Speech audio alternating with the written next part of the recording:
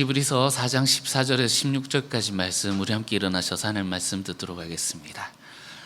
제가 하나님 말씀을 봉독하겠습니다. 하나님 말씀에 귀를 기울이십시오. 그러므로 우리에게 큰 대제사장이 계시니 승천하시니 곧 하나님의 아들 예수시라. 우리가 믿는 도리를 굳게 잡을지어다.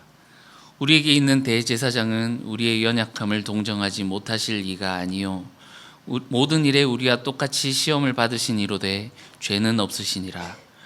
그러므로 우리는 긍휼하심을 받고 때를 따라 돕는 은혜를 얻기 위하여 은혜의 보좌 앞에 담대히 나아갈 것이니라. 아멘. 이것은 하나님 말씀입니다. 하나님께서 오늘 이 말씀을 통해서 우리에게 은혜 베풀어 주시기를 원합니다.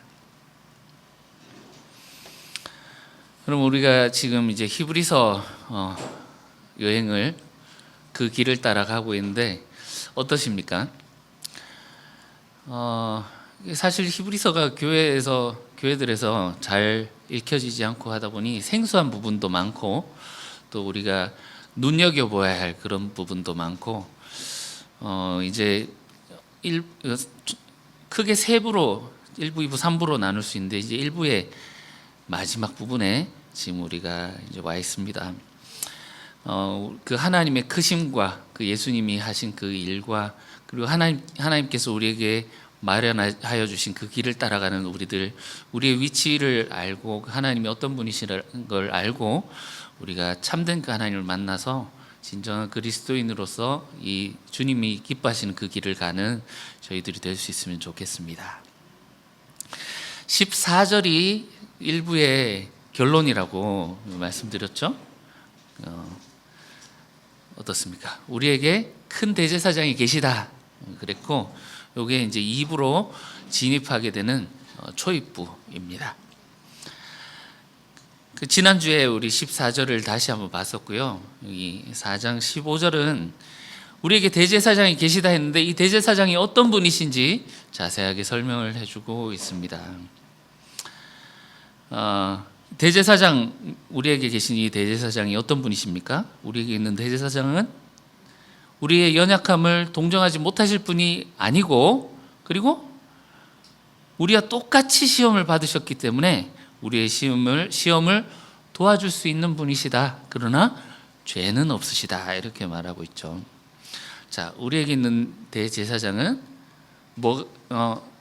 우리의 연약함을 동정하지 못하실 리가 아니다. 여러분, 이 연약함, 우리의 연약함, 인간의 연약함이 어떤 것입니까? 인간의 연약함. 우리 2장에서 보셨죠? 2장에서 보신 것이 인간의 실존이 2장 14절 보시면 모든 자녀들은 혈과 육에 속하였다. 육체를 입었다. 그 인간의 한계를 보여주는 거죠. 육신을 입은 인간의 한계.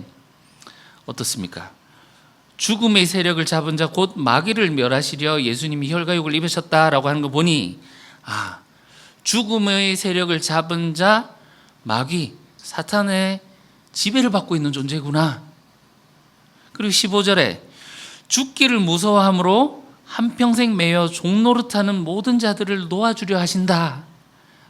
우리는 지금 이 죽기를 두려워하고 그래서 이 죽음에 대한 공포, 두려움으로 인해서 사탄의 노예가 되어 있는 상태구나 하는 것을 볼 수 있습니다.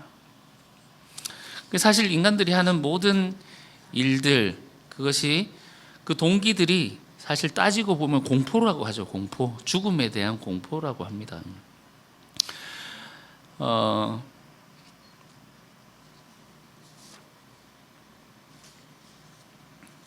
그런데 예수님이 인간의 이 대제사장 역할을 하신다라는 것은 거기 15절에 나오는 것처럼 그런 자들을 어떻게 하신다고요? 거기에서 놓아주시기 위해서, 그리고 16절에 그 자손을 붙들어 주시기 위해서 예수님이 대제사장이 되셨다. 17절에 그 예수님 대제사장이 어떤 대제사장이라고 말하고 있습니까? 하나님 일에 자비하고 신실한 대제사장. 자비하고 신실한 대제사장이다 이렇게 말하고 있죠. 다시 이 본문으로 돌아오셔서요. 자, 우리가 예수님을 생각할 때 우리가 하는 착각 중에 또는 우리가 묵상을 할 때 우리가 제대로 그 예수님을 만나지 못하는 이유 중에 하나는 어떤 교리적인 접근 이런 것 때문이기도 하다는 것을 그런 생각이 들었습니다. 우리 예수님은 어떤 분이십니까? 인간이시지만 신성을 가지신 분이다. 그래서 완전한 인간이시지만 완전한 하나님이시다. 이렇게 하기 때문에 예수님이 우리와 똑같이 시험을 받으셨다라고 말을 하지만 예수님 하나님이시니까 죄를 쉽게 이기실 수 있지. 미래를 알고 상황을 다 정리하시고 또 능력도 있으셔서 귀신을 쫓아내고 사탄아 물러가라. 크게 소리 지르지 않아도 꺼져 하면 그냥 싹 이제 마귀가 꺼지는 아주 쉽게 예수님이 그런 시험을 이기셨다. 뭐 이렇게 우리가 생각을 할 수 있습니다. 그렇지만 예수님이 연약한 인간이 되셨다라는 것은 우리와 똑같은 시험을 받으셨다라는 그런 의미입니다. 그러니까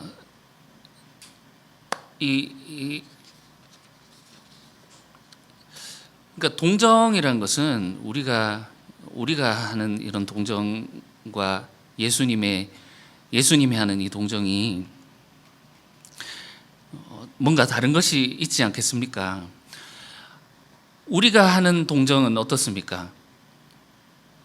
감정이입하고 심리적으로 아이고 불쌍해라 저거 어떡하노 하면서 눈물 흘려주고 같이 아파하고 뭐 이 정도 할 수 있겠죠. 그런데 예수님은 우리에게 계신 대제사장은 어떤 분이라고요? 동정하실 수 있는 분이다라는 건데 여기서 말하는 이 동정은 지난 주에 제가 살짝 말씀을 드렸었는데 함께 아파함, 함께 고통당함 이런 의미가 있어요. 그래서 예수님이 말하는 동정은 우리처럼 그냥 아이고 불쌍해라 하는 정도가 아니라 아예 그냥 거기 뛰어들어서 우리가 되어버리신 거예요. 인간이 되어버리심, 예수님이 우리와 똑같은 인간이 되심, 이것이 예수님이 보여주신 그 동정의 시작입니다. 2장 9절에 보시면 예수님이 우리와 똑같이 오신 것은 죽음을 맛보려 하십니다 이렇게 하는데 그 맛보려 하다고 하니까 마치 그 의사가 환자 체험, 막 부자가 가난한 자 체험하는 것처럼 살짝 그냥 왔다가 다시 돌아가는 이런 걸로 생각할 수 있지만 그런 의미가 아니라 원어를 보시면 아예 그냥 죽기 위해서 오셨다. 우리와 같이 이 죽음을 경험하시기 위해서 오셨다. 그냥 찍어 먹어보는 정도가 아니라 아예 그냥 뛰어드셨다 이런 의미입니다. 그러니까 우리가 이 예수님을 볼 때 예수님이 우리 연약한 인간이 되셨다라는 것은 예수님이 우리와 똑같은 시험을 받으셨다라는 그런 의미입니다. 여러분 생각해 보십시오. 예수님이 내가 되셨다 이렇게 하면 조금 느낌이 다르죠. 한번 생각해 보면 좋겠습니다. 우리 잠시 멈추고 예수님이 내가 되셔서 내가 겪는 염려, 걱정, 불안, 공포 예수님이 고스란히 다 느끼셨다라는 거예요. 우리는 이렇게 생각할 수 있죠. 예수님이 내가 된다면 유혹 같은 거 이렇게 오면은 뭐 눈 깜짝 하나 안 하고 그냥 싹 이겨버리고 이렇게 하셨을 텐데 쉽게 이기셨을 텐데 이렇게 생각을 하잖아요. 똑같이 시험을 받으셨다라는 것은 슈퍼맨이 아니다라는 거예요. 우리와 똑같은 우리 중에 한 사람처럼 먹고 싸고 자고 함께 이렇게 지내는 그런 연약한 인간과 똑같아지셨다 이런 의미입니다. 그런데 죄는 없으시니라 이렇게 나오니까 우리가 교리적으로 막 들어가서 그래서 예수님이 죄가 없이 동정녀에서 나신 분으로서 이 아담의 씨로 타고 온 우리의 인간의 죄와는 다르게 성령으로 오신 분으로서 우리의 인간의 죄를 짊어지고 가실 수 있는 분이지 뭐 이렇게 교리적으로 접근을 하잖아요. 그러니까 3장 1절에서 예수를 깊이 생각하라 이렇게 얘기를 했는데 이런 교리적인 접근으로 하다 보니까 예수님을 만날 수가 없는 겁니다. 여기 죄가 없으시나 이것도 없으시니라 이것도 교리적으로 무흠, 무죄 이거를 강조하는 것이 아닙니다. 원어를 보시면 이렇게 번역을 하는 게 좋다고 합니다. 시험 가운데 죄에 굴복하지 않으셨다. 우리와 똑같이 유혹을 경험하시는 분이시지만 결코 유혹에 굴복하지 않으셨다 이렇게 번역을 하는 게 훨씬 와닿는 거죠. 이 복음서에서도 예수님이 공생애를 시작하시자마자 사탄에게 끌려가서 시험을 받으신 이야기로 시작을 하고 있고, 특히나 이제 누가복음 마지막에 최후의 만찬을 하고 나서 예수님이 이제 베드로에게 말씀하시거든요. 베드로의 부인할 거를 예고하시면서 사탄이 너를 밀가부르듯 하려고 하나 내가 기도를 했고 내가 네 믿음이 떨어지지 않도록 그렇게 기도를 했으니 다시 회복하면 형제들을 잘 보살펴라 이렇게 말씀하시는 그 시험을 받을 것이다 라는 그런 거를 베드로에게 말씀하시는데 그 전에 이렇게 말씀하시거든요. 너희는 나의 모든 시험 중에 나와 함께한 자들이 아니냐. 예수님의 삶은 처음부터 끝까지 시험이었어요. 그래서 이 나라를 너에게 준다라고 하시는데 예수님이 우리와 같이 되셨다라는 것, 그것이 예수님의 인간으로 오셔서 이 땅 가운데 우리와 똑같은 시험을 당하셨다라는 걸 우리가 볼 수 있어야 되겠죠. 지난주에 우리 14절 보시면서 믿음의 고백을 굳게 붙잡으라 했습니다. 내용 혹시 기억하십니까? 정리를 해보겠습니다. 첫 번째, 하나님은 말씀으로 창조를 하신 것처럼 최후 종말에서도 그 말씀으로 심판을 하실 것이다. 그리고 중간에 사는 모든 것들도 하나님이 말씀으로 붙들고 계신다. 그래서 우리 모두 다 하나님의 심판대 앞에 서게 될 것이기 때문에 우리가 지금 들려오는 오늘 들려오는 이 말씀에 하나님 앞에 순종해야 된다는 첫 번째. 두 번째는 뭐였습니까? 예수님이 이 대제사장 사역으로 이 심판받게 될 우리를 은혜의 보좌의 자리로 옮겨주셨다. 이것이 예수님의 대제사장 사역으로 완성하신 것이다 라는 거고, 마지막 세 번째로 그렇기 때문에 우리가 지금 이 살아가는 이 기간을 믿음으로써 신실하게 하나님을 바라보며 살아가자 이런 거였죠. 그 14장이 어떤 형체, 겉모습, 껍데기, 그 골격이라면 오늘 14절이 이런 골격이라면 15절은 심장에 해당하는 부분이라고 볼 수 있겠습니다. 그 안에 가득 채우고 있는 그 정말 정수, 그 피를 돌게 하는 온기, 그 하나님의 그 심장, 그 아들의 그 뜨거운 그 마음을 우리가 만날 수 있는 부분이라는 거죠. 우리에게 대제사장이 있다. 15절에 어떤 대제사장이냐? 연약한 자들을, 우리의 연약을 동정하지 못하실 리가 아니다. 동정하신다라는 것은 우리의 인간의 삶 가운데 뛰어드신 거예요, 예수님이. 자,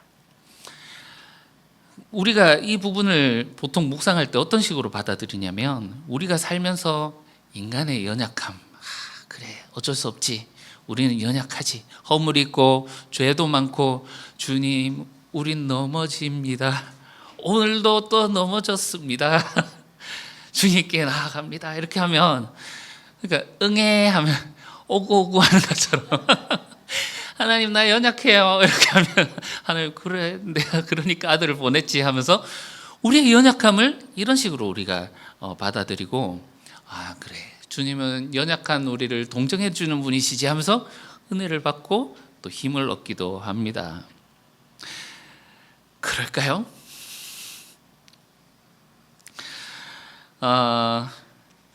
여러분 여기 한번 보시면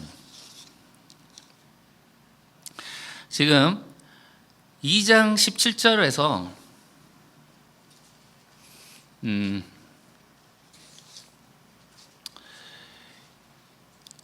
어떻게 말을 했습니까? 2장 17절에서 대제사장이 우리에게 계시다 그랬죠. 대제사장이 계시고, 그리고 그리고 18절에 대제사장이 계시다 했고, 다시요.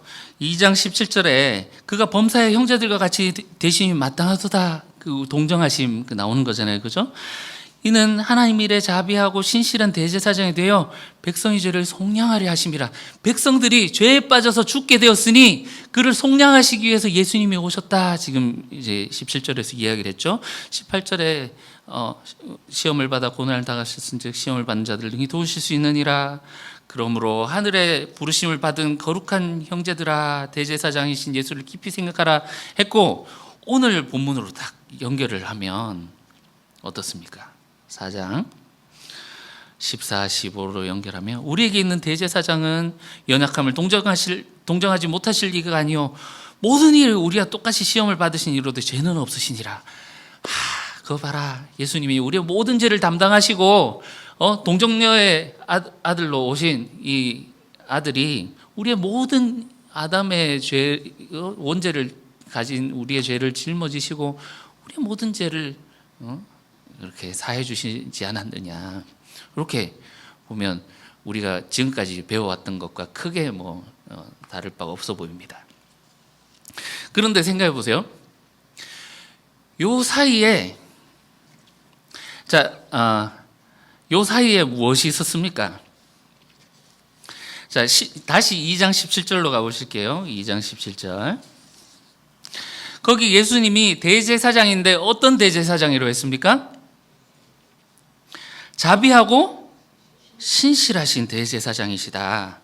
그래서 그러면 이제 자비하고 신실하심에 대해서 설명을 하겠죠? 그 설명하는 부분이 어디입니까? 3장 1절에서 6절, 여기에 신실하신 모세와 같이 모세보다 더 이제 높으신 분으로서 하나님의 집에 신실하신 분으로서 예수님을 말하고 있죠. 3장 1절에서 6절 이렇게 말하고 있죠. 근데 여기 이제 4장 15절 여기에서 이제 그 자비하신 대제사장에 대해서 말하죠. 동정하시기 위해서 우리를 얼마나 함께 고통당하기 위해서 인간으로 뛰어드신 그 예수님의 모습, 자비하신 말하고 있습니다. 그런데 중간에 뭐가 있었습니까? 중간에 3장 7절부터 4장 11절까지 여기 신실하고 자비로우신 이 대제사장 얘기를 했는데, 3장 7절부터 4장 11절까지 시편 95편을 가지고 뭔가 얘기를 했죠. 그죠? 오늘 너희가 그의 음성을 듣거든. 그 광야 백성 이야기를 하면서 그들이 이렇게 연약하고 유혹에 넘어가고 죄를 짓게 되는 그 이야기를 했었고요. 그래서 여러분, 만약에 이렇게 하면 말이 맞아요. 이들을 보라, 이들이 얼마나 연약했느냐, 인간의 연약함을 잊고 얼마나 이렇게 연약했느냐. 예수님은 이런 연약한 우리를 위해서 오셨고 이런 모든 자들을 구원해 주러 오셨다, 이렇게 하면 말이 맞아요. 근데 가운데 있는 이 부분이 어떻게 말을 했느냐면, 이들이 하나님께 순종하지 않고 불순종하고 그리고 범죄를 저질렀기 때문에 하나님의 심판, 하나님이 하는 맹세로 심판을 받고 그들이 내 안식에 들어오지 못하게 하는 그 하나님의 심판에 떨어지게 되었다, 이 말을 하고 있거든요. 어떻게 보이십니까? 이 이야기를 놓고 보니 오늘날 이게 없으면 우리가 굉장히 편안하게 들립니다. 아주 승차감 좋죠. 연약함을 동정하시는 분이시구나. 우리가 죄가 있지만 또 죄를 짓고 넘어지지만 우리를 이렇게 인도하시는구나, 이렇게 생각하는데, 이걸 놓고 보니까 긴장이 생겨요. 인간이 이렇게 연약하구나. 그런데 예수님은 우리를 동정하시는 분이다, 다 아신다. 인간이 되셔서, 진짜 인간이 돼서 다 아신다. 은혜를 붙들면 여기 16절에 나오잖아요. 우리가 날마다 주신 그 은혜를 붙들고 은혜의 보좌로 나아가자. 그래서 은혜를 붙들면 이 백성의 죄를 속량하신다. 그런데 이 광야의 백성들, 여기 있는 사람들은 그럼 은혜를 붙들지 않아서인가? 여러분, 광야 백성이 망한 이유가 무엇입니까? 율법 때문에 망했습니까? 믿지 않아서 망했다라고 분명히 3장 19절에 분명히 말을 하고 있죠. 오류가 생기는 거예요. 우리가 믿어왔던 방식인데 우리가 하는 것과 다른 뭔가 오류가 생긴다는 겁니다. 여러분, 그래서 우리가 이 맥락 위에서 볼 때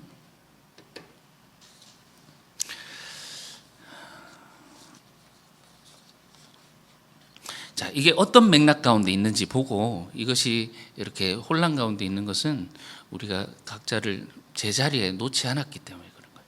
생각해 봅시다. 이것이 어떤 맥락 가운데 있었는가?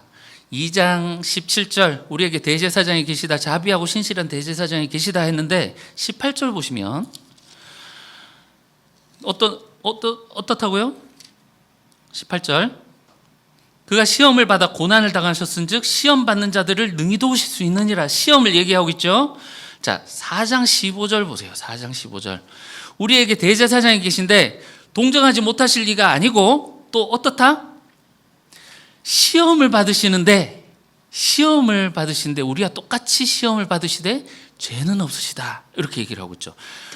자, 지금 여기서 말하고 있는 것은 예수님의 어떤 무죄, 무흠 이거를 강조하는 것보다 시험 맥락 가운데 있구나 하는 걸 볼 수 있습니다. 그렇게 놓고 보면 여기 중간에 있는 이 이야기, 시편 95편의 이야기도 전부 시험의 이야기예요.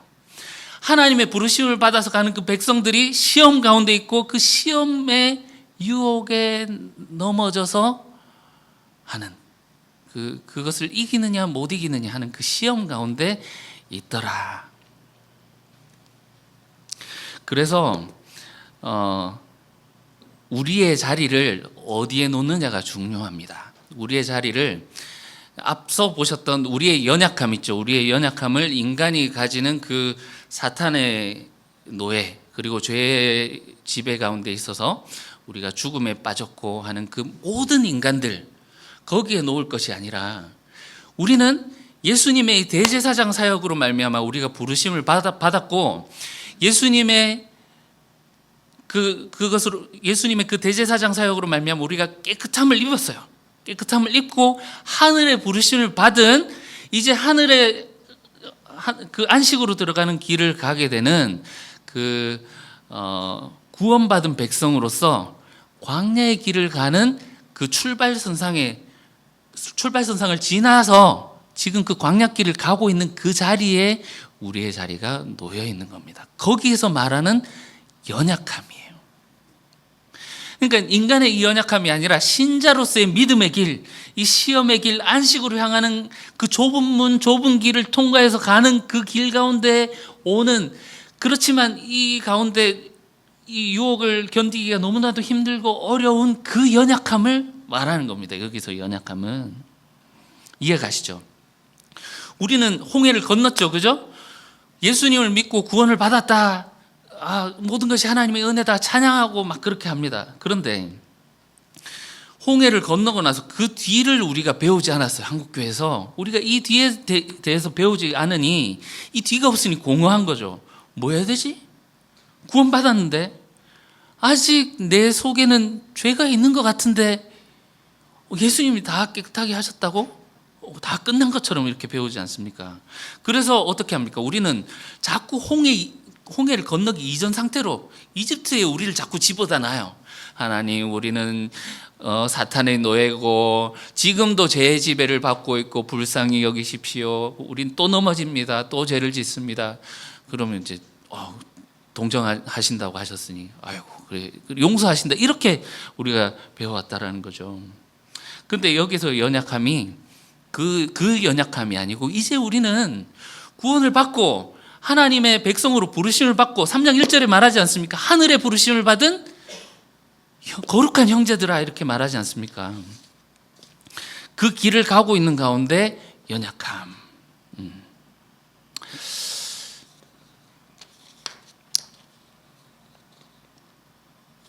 그래서 우리가 이 예수님이 우리의 이 지금 이제 보여주고 계신 여기서 예수님 대제사장은 연약함을 동정하지 못하실 리가 아니요 모든 일에 우리가 똑같이 시험을 받으시니라 이렇게 하는데, 여기서 우리가 놓치지 말아야 할 큰 한 가지가 있습니다.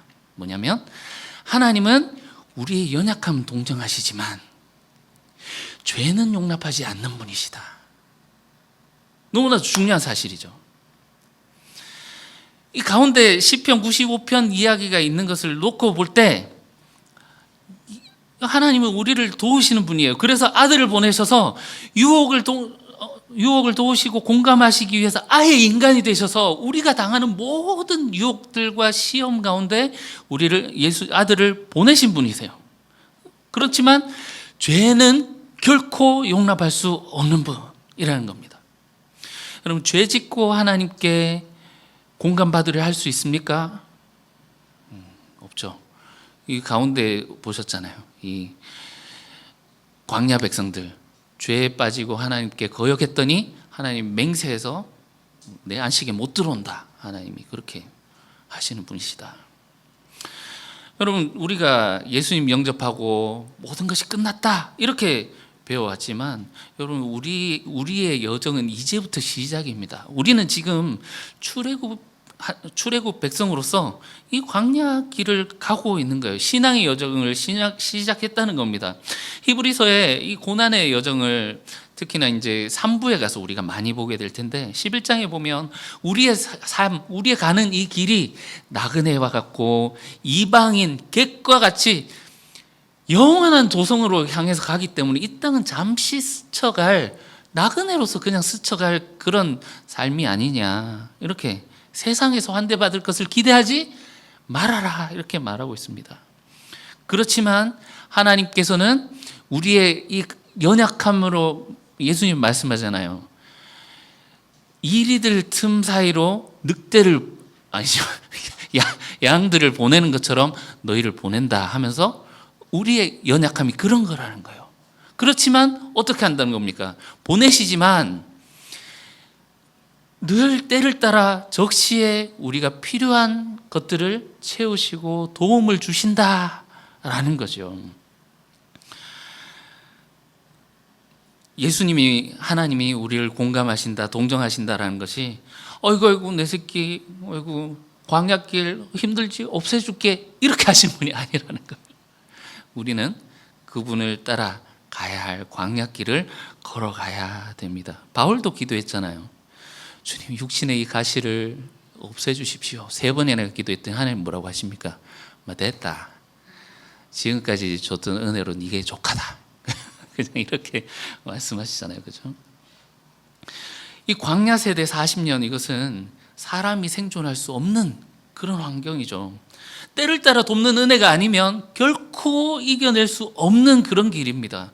낮에는 구름 기둥, 밤에는 불 기둥으로 하나님이 돕고 지키시는 그런 은혜를 보이시는 곳이죠. 그래서 하나님이 우리에게 베풀어 주신 그 믿음의 가족들, 우리가 이 연약함, 몸이 삐그덕거리고 이제 말이 잘 안 되는 분들도 이제 있으시지요. 그렇지만 우리가 아침에 새롭게 눈을 뜨고 하나님께서 새로운 하루를 허락해 주시지 않습니까? 이 은혜의 완성이 어떻게 된다고요? 이 하나님이 주시는, 날마다 주시는 은혜를 매일매일 받아서 가다가 마지막 끝에는 어떻게 하신다고요? 은혜의 보좌 앞에 우리가 나가게 된다. 마지막으로 최종적으로 그 보좌 앞에서 영원한 구원을 하나님께서 주신다라는 겁니다. 여러분, 우리가 3장 1절에서 이 예수를 사도이시며 보내심을 받으신 자이시며 대제사장이신 예수를 깊이 생각하라 그랬어요. 우리가 이 예수님을 생각할 때 자꾸 이 예수님을 제대로 만나지 못하는 것은 우리가 가지고 있는 교리 때문에, 또 이렇게 이런 것들 때문에 예수님을 온전히 만나지 못하는 것 같습니다. 정말 인간으로서 이 땅을 사셨을 때 예수님이 어떻게 사셨을지, 예수님은 우리의 모든 것을 공감하셔서 아예 우리의 삶에 뛰어드셨는데 우리가 예수님에 대해서 공감하려고 해봤던 적이 있습니까? 우리는 얼마나 공감하고 있습니까?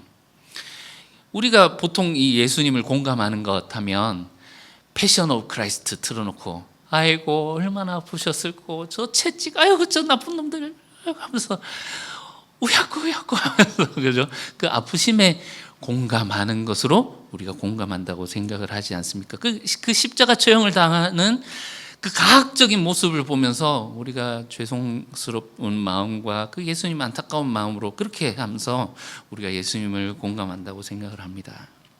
그러나 인간의 처지로 똑같이 우리가 똑같은 모습으로 오셔서 사셨던 그 예수님의 모습을 우리가 제대로 한번 묵상해 본다면, 여러분 이것은 정말 우리에게 꼭 필요한 작업이고, 또 그럴 때 예수님의 진정한 그 모습을 만날 수 있지 않겠습니까? 예수님 어떻게 참으셨습니까? 우리가 평상시에 느끼는 모든 감정들, 근심, 걱정, 염려, 불안, 공포, 피곤, 육체적, 정신적, 환경적으로 우리는 연약하지 않습니까? 예수님은 그 시험을 어떻게 버티고 어떻게 이겨나갔을까요? 분명한 것은 하나님 뜻이 우리 인간들을 위해서 예수님이 죽는 것이 바로 하나님 뜻이었습니다. 하나님 뜻대로 제물이 되기 위해서 예수님은 오신 거죠. 하나님 뜻에 순종함으로 그 속지 않은 일을 이루어야 이제 대제사장으로서, 이제 인간 대제사장은 어떻습니까? 1년에 한 번 들어가는데, 성소에 들어가는데 그것도 가짜 성소잖아요. 그런데 진짜 큰 대제사장, 하늘의 대제사장으로서 백성들을 하나님 안식에 초대하는 일에 이제 완수해야 되는 거예요. 그러니까 그 하나님의 뜻을 이루기 위해서 죄를 짓지 않으신 거죠.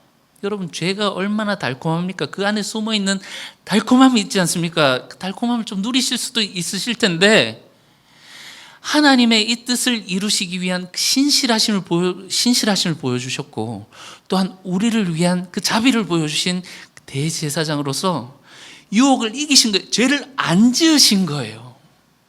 여러분, 우리는 쉽게 생각하지 않습니까? 예수님 죄 안 짓는 거 껌 씹는 것보다 안 쉬운나. 똑똑하신 분으로서 논쟁하고 다 이기고 쉽게 이겨버리고, 능력도 가지셔가지고 귀신도 쫓아내고 병자도 고치고, 막판에 조금 힘드셨지 이렇게 생각하지는 않습니까? 여러분, 이 하나님의 뜻을 위해서 우리를 그 하나님의 안식으로 인도하시기 위해서 예수님은 끝까지 이 시험을 견뎌내신 것을, 5장 8절 보세요. 5장 7절 이게 그거를 말해주고 있는 거예요. 우리가 똑같이 시험을 받으신 분이시지만 죄를 안 지었다. 어떻게 하셨습니까? 육체에 계실 때 자기를 죽음에서 능히 구원하실 이에게 심한 통곡과 눈물과 간구와 소원을 올렸고, 죄를 짓지 않기 위해서 마지막 그 십자가를 통과할 때 이 유혹에서 이기기 위해서 예수님 그만큼 몸부림치고 싸우고 투쟁하셨다라는 겁니다. 여러분, 이것이 예수님을 위한 것이 아니잖아요. 철저히 남을 위한 희생이며 남을 위한 사역이죠. 우리를 위한 것이죠.